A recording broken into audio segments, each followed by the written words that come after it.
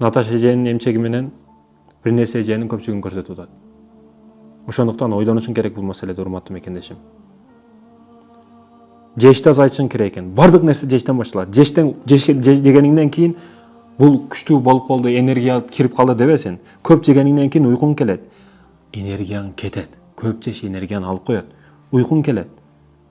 Уктап тоюп тургандан кийин дагы бир тамак жегин дейт шайтан. Дагы жегениңден кийин эми барып күнөө кылгын, зина кылгын дейт. Неден башталды? Жештен башталды. Ошондуктан да ашказанды 3кө бөлгүн. Биринчиси сууга, экинчиси абага, үчүнчүсү тамакка. Бүгүнчү этке, камырга, анын акырынан дагы лепешканы тыгып жеп атат да бүгүн. Аны кекирип жатат. Ха деп. Жешти азайтышың керек экен. Эң жакшы диета, урматтуу мекендешим. Бүгүн арыктайм дейт, ар ким ар нерсени айтып атат. Диетологдор чыгып атат. Эң жакшы диета бул бизге үйрөтүлгөн, көптөн бери келип аткан диета бул ач калмайынча жебейсиң. Ач калмайынча жебейсиң. Жесең той болбайсың.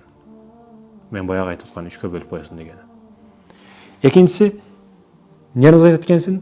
Уйкуну азайтасың. Бул биринчисиге байланыштуу. Автоматтык түрдө уйку азаят качан? Жешиң азайса. Жегенден кийин уйкуга тарта берет. Урматтуу мекендешим, уктоону азайт. Уктоону азайт. Себеби өмүр кыска.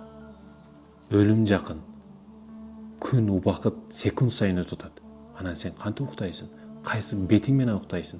Эмнеге жетишип койдуң? Мына 4 ай калды 2025-жылга. Сен не кылып койдуң быйкы жылы? Ар жылдын башында жаңы тетрадь менен жаңы пландар жазасың. Ар 2 ай кыласың, 2 айдан кийин калып кетет. Сен 2 айлыксыңбы?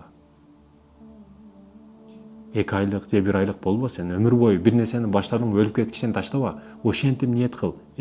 Капыр, мусулман эмес. Күн сайын бир нерсени кайра кылып чоң ийгиликтерге жетип атат. Ийгилик дегени бир нерсени 1 ай, 2 ай кылып эмес, бир нерсени өмүр бою кылсаң ошондой результат болот, ошондой ийгиликке жетесиң.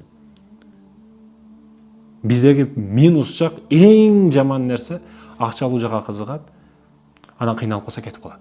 Акчалуу жака кызыгат, кыйналып калса кетип калат. Мен англис тилди үйрөнөм, 2 ай таштап коет. Мен Россияга кеттим, Россияны да таштап коет. Ал жака барат, бул жака барат. Башын айтор, ким каяктын мактаса ошол жака кетип кала берет да. Өкүнүчтүүсү, жаштар бүгүн акчалуу жака кызыгып атат. Өзүнүн кесиби сонун, келечекте өтө күчтүү профессор, доктор болуш керек.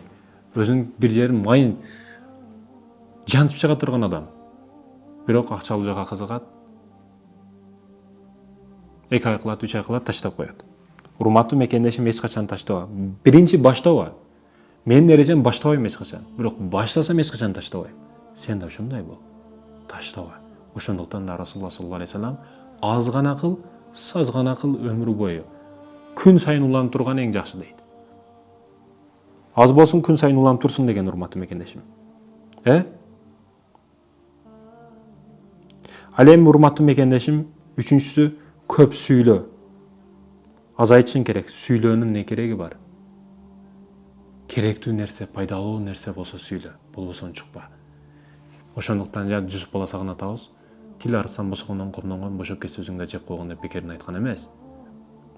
Тил, мына оозубуз бузук экен. Тил кирип чыгып турат экен. Эгер туура эмес сөз чыгарсак, ал өзүңүн башыңа бале болот дегени. Өзүбүздө дагы тил кылычтан өткөр деп кыска кылып айтып койгон. Кылычта бирөөнү өлтүрөсүң, бир жерин кесесиң, жара кыласың, ал бүтөт. Бирок тил менен берген жаратың, ал өмүр бою сакталып кала берет. Сен 100 жолу кечирим сурап барып огородунда 20 күн иштеп берсең дагы, ал тил менен берген жаратың бүтпөйт. Ошондуктан да көп сүйлөбө, сүрдүү болоюн десең, сырдуу болоюн десең. Негизи эң күчтүү адам ким? Эң күчтүү адам проблемасын эч кимге айтпаган адам.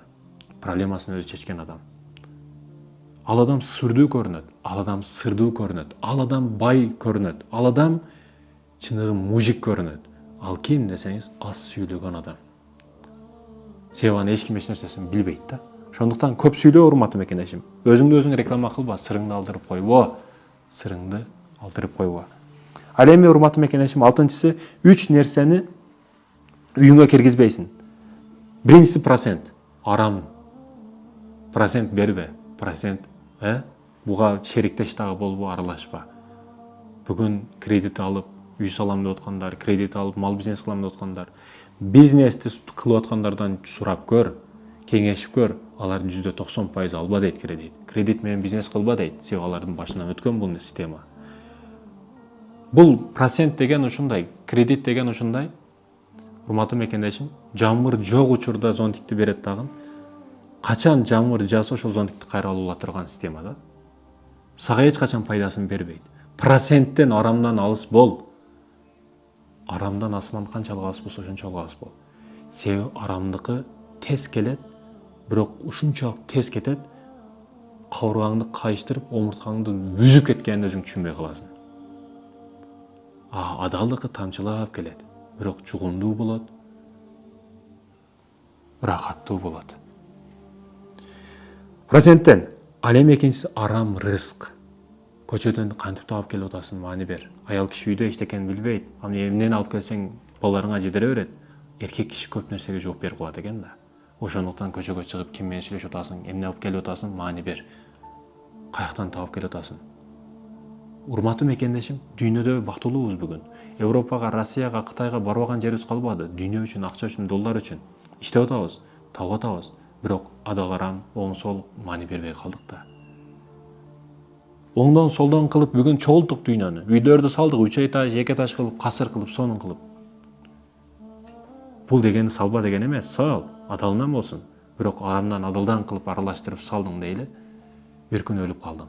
Дарбазаңдан нарага дагы чыкпайт ошол дүйнө сени. Күзөтүп дагы койбойт.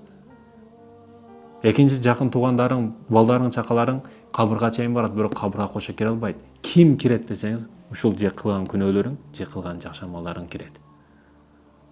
Урматтуу мекендешим, дүйнөдөгү эң өкүнүчтүү нерсе чогулткан бардык нерсең артта калат. Бир күндө бардык нерседен журулуп каласың да. Бүгүн миллион сомго күйүп калсаң, үйүңдөн бир $20,000 бирөө урдап кетсе, канчалык кайгырып, канчалык депрессия, стресс болуп, болду экен, мен кайгырып атам, акчам урдап кетти деп келесиң. Эртең бардык нерсени бир күндө жоготуп койсоң, не болосуң? Ал жерде макул эми жоготтуң, макул кутулдум эми деп ойлобо сен. Кабырга киргенден кийин чогулткан бардык нерсеңе жооп бересиң. Бул эң коркунучтуусу. Бирөөнүн акы, урматтуу мекендешим, андан кийинкиси. Көчөдө кетатсыз, жөн эле мечитке келип калдыңыз, мечитте бирөөнүн шляпкасы турат, сурабай кийип койдуңуз, бул дагы бирөөнүн акысы болуп эсептелет. Сурап кийиш керек. Кичинекей деп маани бербейбиз, бирок ал дагы бирөөнүн акысы. Сурап кал. Бирөөнүн акысы, урматтуу мекендешим. Бүгүн маани бербейбиз. Кичинекей арзыбаган, Ошондуктан да, урматтуу мекендештерим, бирөөнүн акы өтө жаман. Бул мынтип каргыш айтыш шарт эмес. Ичинен нааразы болуп, кичине мынтип туура эмес кылып койду десе, жетерлүү болот өзү эле. Сөзсүз эне мынтип келип алып, сени ак кылдым деш шарт эмес. Көзүнө жаш толдурсаң, курuyсуң, сен өспөйсүң. Бул дүйнөдө жаңылып, жакшылык көрбөй өтөсүң деп айткан. Ошондуктан, урматтуу мекендешим, бирөөнүн акысынан корк. Бүгүн жетим ата-энеси жок, уялбастан келип, той кылабыз, мараке кылабыз деп жетимдин акысынан коркпостон туугандары келип, бирлешип, коросунда жалгыз турган коюн союп, кочкорун союп, же муну атасы өтүп калса, атасы тараптагы туугандары келип, машинесин алып кетип калып, онусун алып кетип калып, бунусун алып кетип калып. Жетим байкуш эч нерсе колунан келбейт. Жаш бала эчтекени түшүнбөйт. Ошондон пайдаланып каалаган кылып аткандар бар. Бирөөнүн акысынан корк, урматтуу мекендешим. Керегинен ашча болуп чыгып кетет бул.